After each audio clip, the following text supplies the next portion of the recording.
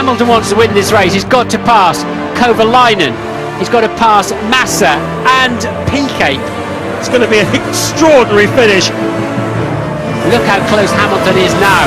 He's got to pass 2 cars if he wants to win this Grand Prix. Here we go. Here comes Hamilton then. That will not go down well with the boss of Ferrari, Luca Di Montezemolo. Get in there, shout the McLaren mechanics. Unsettling times definitely for Ferrari. Okay, Nelson, you've got Hamilton behind you now. You need to keep pushing. And Lewis Hamilton is back in the lead of the German Grand Prix. A wonderful victory for Lewis Hamilton. He's maturing, becoming harder and harder to beat in this 2008 championship. Good afternoon and welcome to our coverage of qualifying for tomorrow's Hungarian Grand Prix, a race which last year Lewis Hamilton led from start to finish. Now he's right back on form, he's back on top of the Drivers' Championship, and moreover, Mark Blundell, this is a circuit that really seems to suit McLaren. It does indeed. I think the car is really well suited here. Lewis again quick out the blocks, he's on the top of the timesheets every time we look. But, you know, McLaren took a step forward and I think it's really counting here as well. Now we're looking for reasons why Ferrari will fight back this weekend. One might be the weather. It's going to be hot right the way through the weekend, putting the emphasis back on tyres. Well, normally that would play into Ferrari's hands. Normally hot conditions with a hard tyre, that would suit them. We've seen them do some long runs and they do look competitive, but they still look weak compared to McLaren. The bigger problem is actually outright speed. They don't seem to be able to do a lap on the softer tyre, and that's a big concern for Ferrari. And if we're looking for surprises, we've had a first-time winner the last 2 years here at the Hungarian Grand Prix, Nelson Piquet, who got that second place in Hockenheim, going well again. He is, and every time we look again on those timesheets, you can see Nelson Piquet in there, 3rd, 4th. He's definitely quicker than his teammate at the moment, Alonso, 2-time world champion. So that boost there with the podium has given him, you know, a little bit more confidence, and I think you'll see a little bit more in the race for him. But of course, he's not a factor in this fascinating Drivers' Championship. It was just a couple of races ago that Lewis Hamilton was 10 points off the pace, but now he leads it by 4 from Massa and by 7 from Kimi Raikkonen, and it's now Robert Kubica, championship leader himself 3 races ago, who drops 10 points off the lead. And McLaren have really found their form, and with 14 points from each of the last 2 races, they've revived their challenge in the Constructors' Championship. 3 points behind second place BMW, but Ferrari still have a 16-point lead, and Toyota still lead Red Bull and Renault in that big battle for 4th. But Ted Kravitz now gets us into our build-up for qualifying by looking a little bit more on how Lewis Hamilton has regained the advantage over the last 2 races. A British sporting hero stands on the top step of the podium. God Save the Queen rings out and the Union flag sits proudly in the middle. British motorsport is enjoying an embarrassment of riches, and as Team GB hope for similar in Beijing, Lewis Hamilton's been reflecting on which Olympic sports he might have fancied a go at. I was always doing the long distance, sort of 800 metres sprints when I was at school, and I was never quick enough to do the 100 metre or anything. I did javelin, discus and 800 metres. I was good at those. He's also good at driving and comes to Hungary on a hat-trick. Lewis would be the first British driver to win 3 in a row since Damon Hill in '96, and is confident after Germany. How much of a psychological blow do you think it was to pass Ferrari, pass Massa on the racetrack like that? I'm sure it's a pretty good one. 2 races now, they've, you know, lapping them in Silverstone, and then obviously we were very much stronger than them in the last race. It's always tough to take those sort of blows, but I have no doubts, you know, they're a huge strong team, so I don't think it's going to really have any huge effect on them. I think they'll still bounce back or be just as strong this weekend. Hamilton could easily have lost to Ferrari in Hockenheim after McLaren mistakenly kept him out under the safety car. Lewis even got an apology from the boss. Great drive, Lewis. I was very sorry that we made it a little bit more difficult for you, but wanted you to have the opportunity of driving a great car and hope you enjoyed it. Are you going to change the way you do things under when a safety car comes out? Well, I think you've got to change every single race, every safety car has got a different environment. So I don't think unfortunately there isn't a blanket solution that every time a safety car comes out you come in, because that patently isn't the case. So I think at that point in the race we were probably going longer. If we had been closer to our natural fuel stop, then it would have been an easier call. So a lot of different factors, and you know, you will learn from every single one. Sunday night I'd watched the highlights, then focusing on this race. You know, it's another race, another weekend. Damn, it's hot, and it's important that we come here and try to score as many points as we can. So if I've got the car to win, I'll do so, but it's going to be very tough this weekend, I'm sure. The reason it's going to be tough is down to the tyres. The McLaren's always been harder on its tyres than the Ferrari, and we're using the softest in the range here. But according to the newly retained for 2009 Heikki Kovalainen, the team have already put a fix in place to solve their excessive tyre wear. We've improved our package since we ran it last time, and we've done some significant improvements in the car, and there's all the time more and more to come. So I'm not too concerned about it, but of course it's something that we need to bear in mind, and if it becomes a problem, then we need to take some action to make sure that it doesn't affect our result. I want to win, so I'm here to win this weekend. I won here last year. It's a beautiful city here, and the weather, it's probably the best weather we've had all year. So it's great to be back, and it would be lovely to win here again. But I'm just saying, I'm not going to be disappointed if we don't win. Or I'm not going to be disheartened. I think we just got to try and take as much from this weekend as we can. Yeah, well, let's get the latest from McLaren down here with Pedro de la Rosa. Everybody's had problems with their tyres so far this weekend. How are Lewis and Heikki looking ahead of qualifying? Yeah, they're looking good. Obviously, Hungary is tough on the tyres because they're very soft, extra soft, and the soft have some graining. But we know historically here that during the race weekend, the graining issues disappear, and on Sunday with more rubber in track, we will be okay. I mean, the option is still a little bit harder from last year in comparison, so I think we're looking pretty good on that side. How do you play it? Because it's difficult. You know you're quicker than Ferrari, but you know that you want to be on the front row. You don't want to take too much fuel out.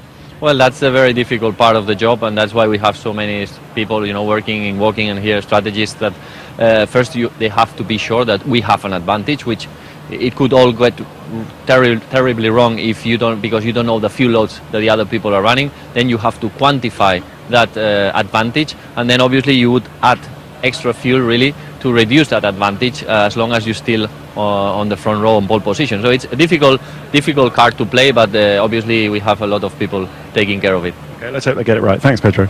McLaren sounding confident, and quite rightly so. From Lewis's point of view, the key over the last couple of races, we heard from him in that interview there, he's no longer seemingly obsessed by race victory. It's not win at all costs. I think, we said the last race that we now see a more mature Lewis Hamilton, and I think that maturity is now showing in his focus. He's saying, yes, I'm here to win, but at the same time, if he doesn't win, he'll take second, he'll take third, he'll take those valuable points will count towards the championship. And that's something that he needs to keep in mind, because he's definitely on that road heading towards it. If a few things go wrong, they don't go his way, take what's available and make them count. But he definitely doesn't want to be second best in qualifying today. Exactly how important is the pole position here? It's key again round here, because it is one of those short circuits, no rest, no margin for error. You need to make sure you get on that front row, get on pole position at least if it's possible for you. And you're out there in the clean air, you're out there out of all the trouble. Turn one here, notorious for problems. Very dusty offline as well, Steve. A lot of problems can occur with traffic. Behind the scenes, what do you think McLaren have learned from that tactical glitch behind the safety car 2 weeks ago? Well, I think they've learned something from that. But again, every single race, every caution period, every time there's a safety car comes out in the circuit, the situation is different, and they have to react to that. Sometimes the reaction is a good one, sometimes it's bad, sometimes difficult for us to assess when we look from the outside looking in. But they've got all the controls, and they've got all the information at hand, and 9 times out of 10 they're pretty good to make the right decision.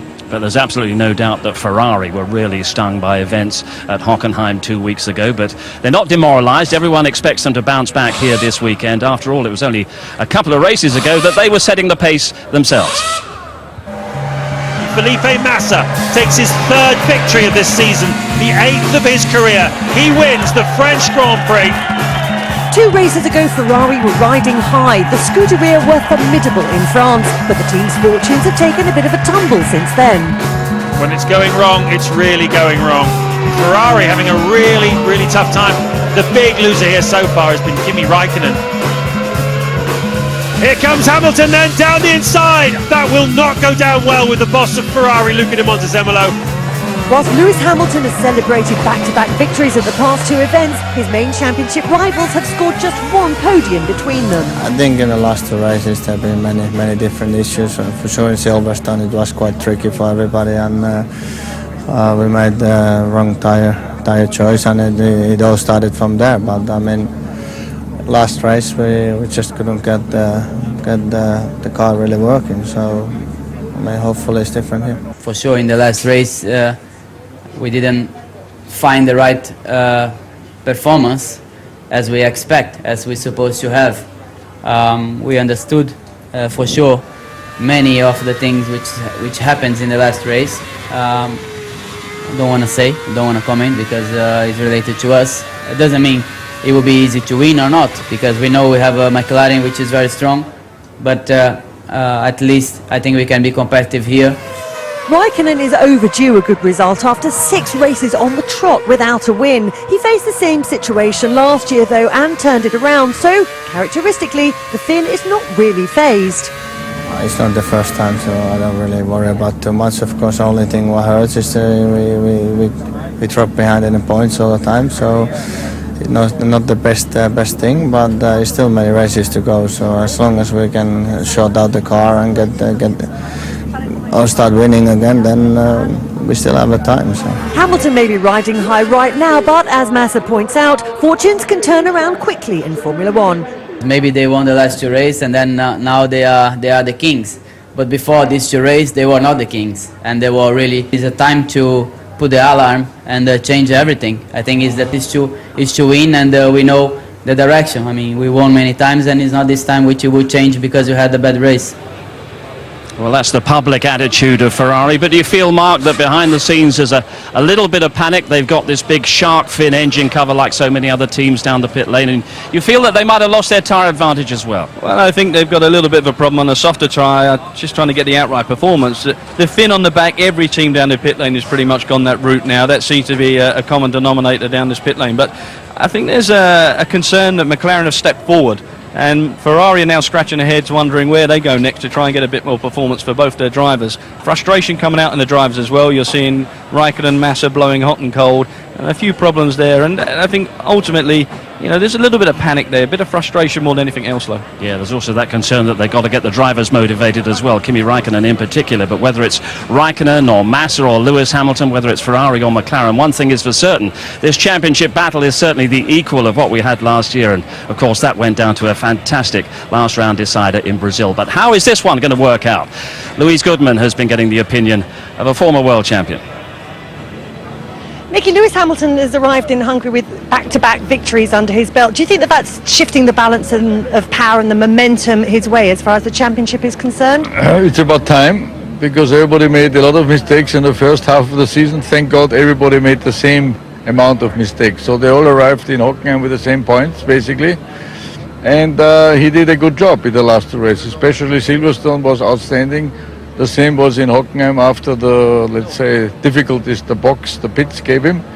And now he has to really make sure he makes no mistakes.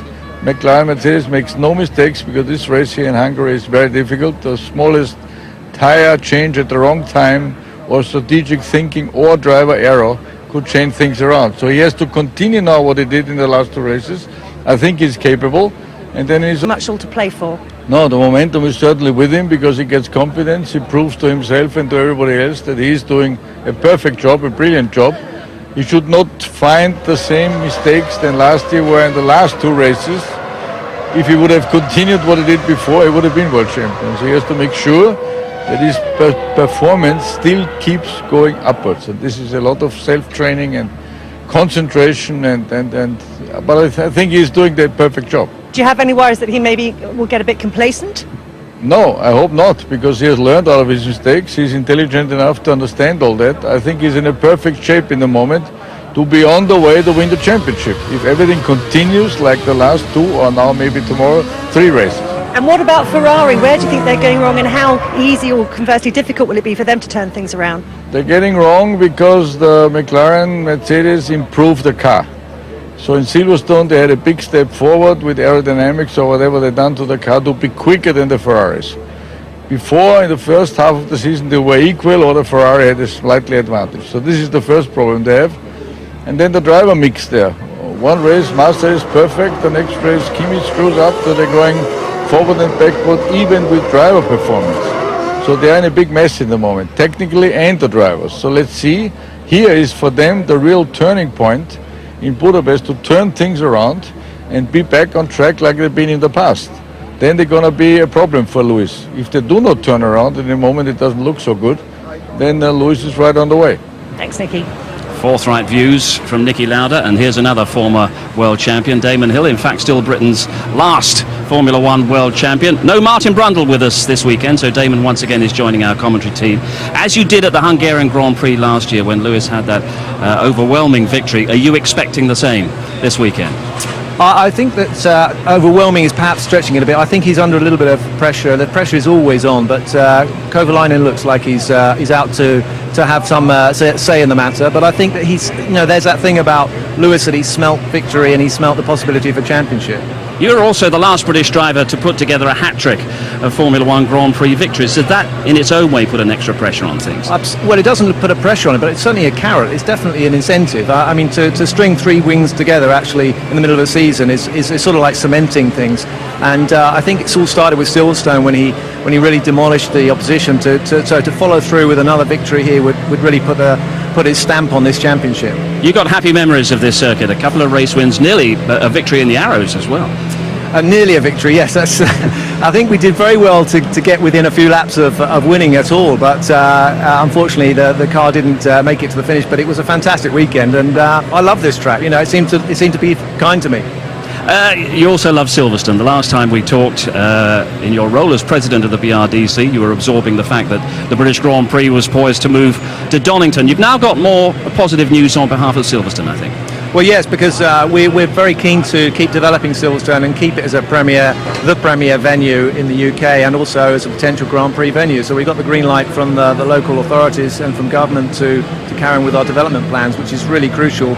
If anything drops out with Donington, then we need a venue to host the British Grand Prix, should that happen.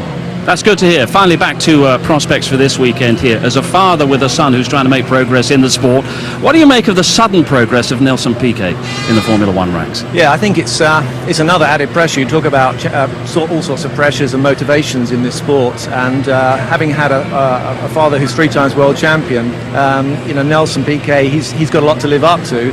And I think that's something that a lot of drivers haven't got. Hamilton and a lot of drivers who've never had a parent who was a racing driver. So he's going to be measured against his father, and I think he's very, very motivated to show that he's a potential champion. Okay, Damon, thanks very much. We look forward to hearing your comments during the course of qualifying. Silverstone, of course, a couple of weeks back was celebrating 60 years of the British Grand Prix, and this Hungaroring is also celebrating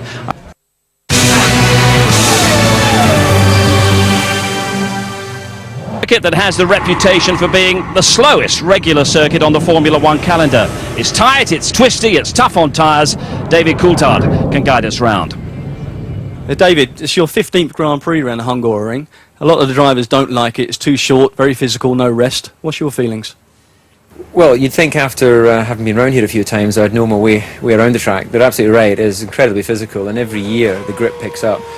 And it was pretty frightening, I've got to say, in practice today. The car's moving a lot, so as you can see from this time lap, the start of the lap's pretty straightforward down the main straight. Not really that long a straight, so not a great deal of chance of overtaking. So we allow the car to run into the limiter. Incredibly late braking actually into this second gear corner. Feels more like a rally car on the entry phase. Not a big problem with traction coming out, but then the run down into turn 2 is blind on entry. Carry a lot of speed in there, try and hug the apex as tight as possible for a bit of oversteer on exit. Through the next corner, turn 3 is flat out, so no big issue. The run up the hill, now this next corner you can't actually see the apex until you brake and turn in, so it's a bit of a mid-turn, and then exit the lap with a little bit of real limitation. So it's not the quickest way around this track, and that's why we're outside the top 10 at the moment. Well, obviously you've got an unbalanced car there, so it's going to be hard work for you. Yeah, I think we both know overtaking around this track is extremely difficult unless someone is really out of bed with their tyres and there's a lot of graining. Chances are everyone will take the same strategy and what tyre they start the race with, so you've really got to get up the grid as far as possible and hope you can get an overlap at the pit stop. So it could be a long day in the office. I think it's going to be incredibly hard work, and you don't fancy trading places, do you? No. Okay. Thank you. Go on, you'd love to trade places. What sort of experiences did you have around this circuit? Oh, never great ones, I must admit. I think actually myself and Martin Brundle, when we drove for Brabham here in '91, we had a car which the design of it was a little bit tricky. Your feet were higher than your rear end, and basically the blood supply got cut off towards our feet. and he went out first, and I went out about 10 laps later. I think we spent the rest of the day having a cold beer, to be honest. They made a lot more progress with design since then. A short time ago, we were talking with Damon Hill about the astonishing progress that Nelson Piquet has made over the last couple of weeks. We can hear from his boss at Renault now. Pat Simmons is with Louise. Pat, it's always an important day when a driver gets his first F1 podium. It was a slightly lucky result for Nelson, but nonetheless it does seem to have given him a psychological boost. Oh yeah, there's no doubt about it. Seen it so many times before. The minute someone starts winning or starts getting the results, you know, their self-esteem's there and it just carries on. And I really hope it's going to happen for Nelson. Important result for the team as well. It's put you right there in the middle of the fight for fourth in the championship, hasn't it? Yeah, absolutely. I really was getting bored of talking about missed opportunities, so maybe it was nice that we grabbed an opportunity that wasn't really there for us. Which of your two drivers is your money on for qualifying this afternoon? Because Nelson's been giving Fernando a run for his money so far this weekend. Yeah, he has, but you know, this is a track that Fernando likes. He's been thinking carefully about his strategy, and I'd still put my money on him. Thanks, Pat. Pleasure. So how would you assess the potential of Nelson Piquet? We were writing him off a few weeks ago. Yeah, but that's Formula One for you. You just need a good result, and all of a sudden everybody's behind you, and you've got confidence, and then you keep moving forward. And we have seen it so many times, happened to so many drivers.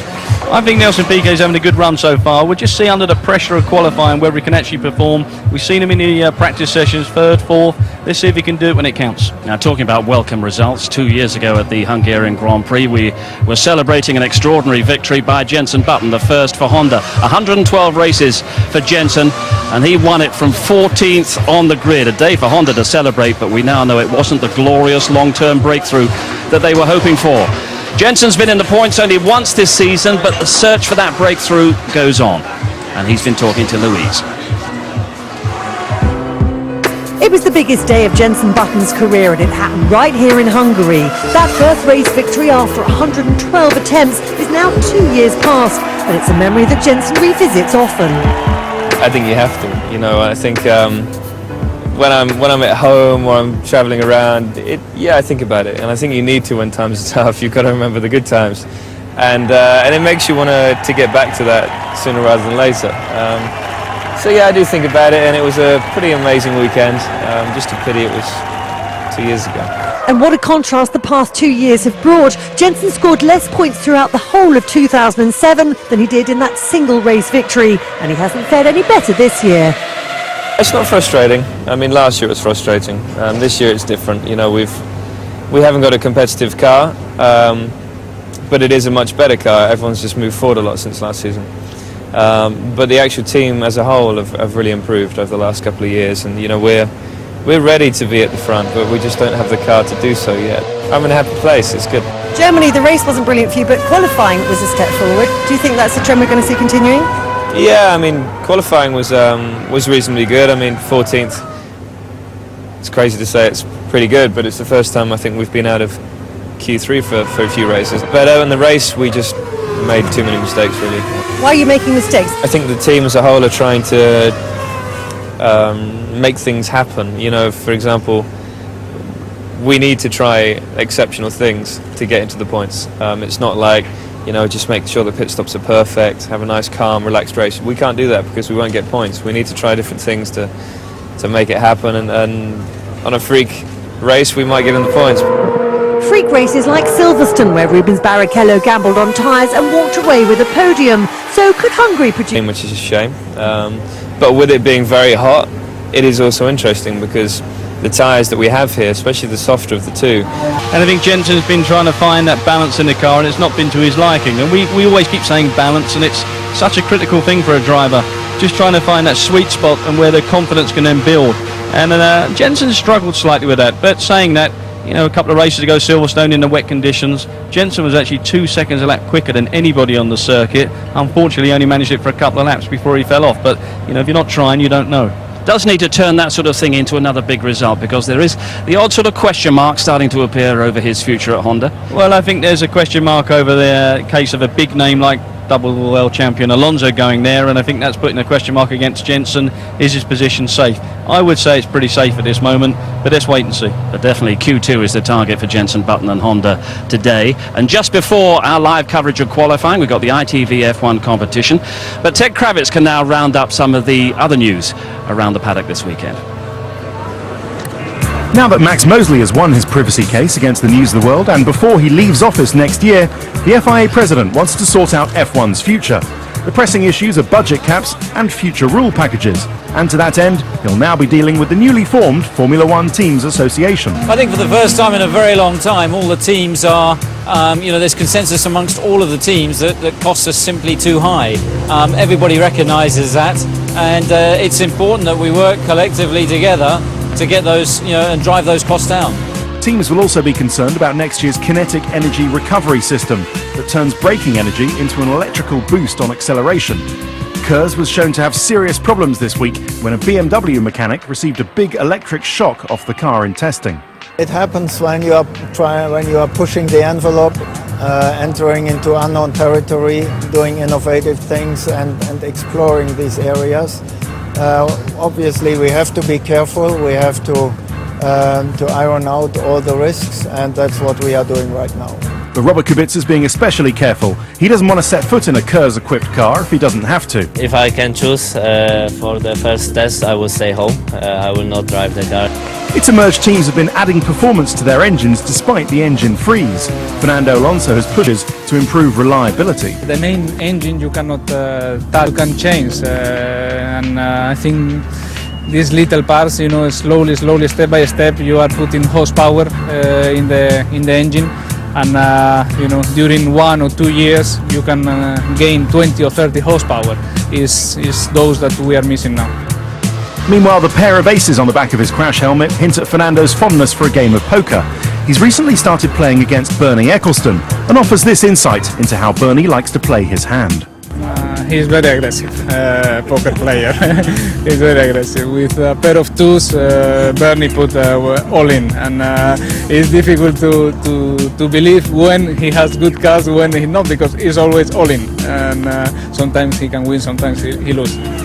Toyota have confirmed the failure of a right rear track rod caused Timo Glock's crash in Germany. The part was old. It had been carried over from Silverstone when Timo damaged it in a crash with Rosberg. But slightly more worrying was the job the marshals did of stabilising Timo's spine out of the car. I mean, it looked quite spectacular and everything, but at the end it was okay, and I told them early enough that I'm okay 2 or 3 times, and they asked me, I don't know how many times again, if I'm okay, and then I jumped out of the car and without any problems. And finally, it seems you never know when you're going to bump into Michael Schumacher these days. It's emerged he was involved in a minor road traffic accident when driving a Fiat van en route to his private jet at Lid Airport. It's unclear whether the question, "Who do you think you are, Michael Schumacher?" was asked by the attending police officer. We're down in the Force India garage now with Mike Gascoigne to have a look at an aerodynamic development that you're going to see on quite a lot of the cars here this afternoon. It's been called the shark fin engine cover. Mike, just talk us through the theory behind this engine cover. Yeah, well, what it is, this device, going in a straight line, it doesn't really do anything. But when a car goes around a corner, it's not going straight into the air, it's actually yawing. And rear wings work best when they're going straight into the airflow, so you lose downforce from the rear wing. And what this does, it straightens that flow to the rear wing and makes sure you don't lose any downforce. How come so many of the teams have decided to run them here this weekend? They seem to be popping up everywhere. Well, I think it's just the development time. I think also some teams that have done a lot of development work in the past, so their car is very good in yaw, probably finds it has minimal effect. Those cars that are not so good, or people who are struggling, are using it. When you say yaw, explain to us what you mean by that. It basically means the car isn't going straight on into the airflow, it's going slightly sideways to the airflow. That changes the flow to the rear wing and you lose downforce, and this fin straightens that up and you regain some of the downforce you lose. Thanks very much, Mike. Cheers.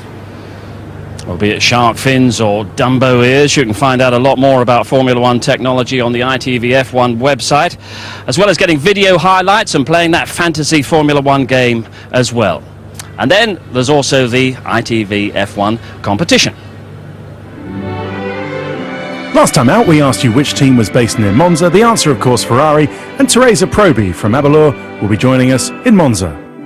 But if you're not Teresa or the person she's taking to the race, we're giving you one more chance to go to the Italian Grand Prix on the 12th, 13th and 14th of September, thanks to AT&T Williams sponsor the Royal Bank of Scotland. You'll have weekend tickets to the Grand Prix with grandstand seats in the heart of the action.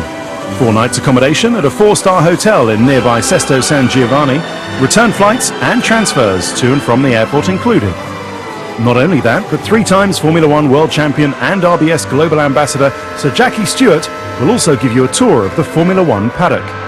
So to be in with a chance of winning this great prize, courtesy of RBS, official partner of the AT&T Williams team, just answer Kazuki Nakajima's question correctly. Who was the last Williams driver to win the F1 World Championship? A. Michael Schumacher, B. David Coulthard, C.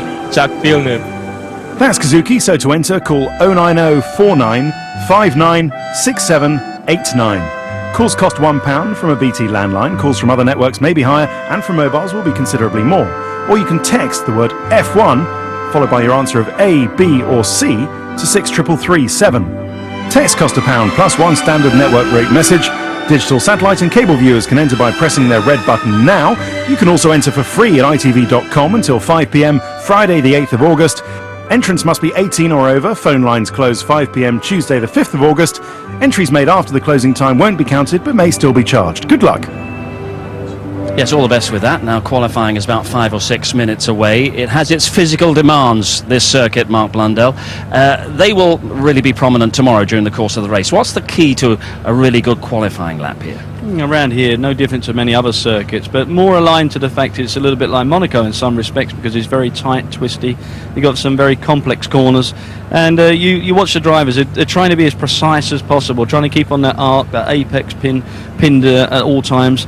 It's quite costly because they are tight corners. If you go in a little bit too hot, you blow a couple of temps. If you get a little bit too loose in the middle of the turn, you also blow a couple of temps of a second. So anybody who's neat and tidy around here will reap rewards at the end of that lap. There's a little bit of the element of the unknown because these cars have been very hard to set up over the last couple of days. Yeah, I think this circuit again is difficult to try and get that balance right in the car, and if you're a little bit out, because there is a couple of high-speed corners mixed in with so many slow-speed, it's all about compromise, and some guys have got it right on the nail and a few others haven't. OK, Mark, thanks very much indeed. Our build-up is complete, and now it's the battle for grid positions for the Hungarian Grand Prix that is coming up in just a couple of minutes' time.